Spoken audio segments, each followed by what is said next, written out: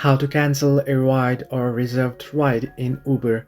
Hello everybody, welcome back to my channel. This is me, Pipin Basnath, and today, oh god, you know how you can cancel the ride in Uber? Now the process itself is relatively easy and simple, so let me guide you through. Unfortunately, I don't have any booked rides, but I'll just be guiding you on where you can find the booked ride option and how you can delete it. You can simply go ahead and open up Uber app. There you'll be able to see various options, and at the bottom you'll be able to see home.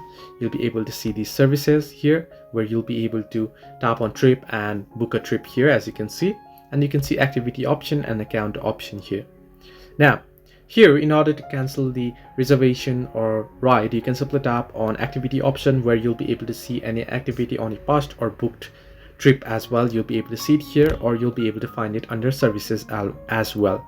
So you can simply tap on that particular trip that you have booked, and you can tap on it, and there you'll be able to see things to keep in mind before cancellation. You'll be able to see cancel.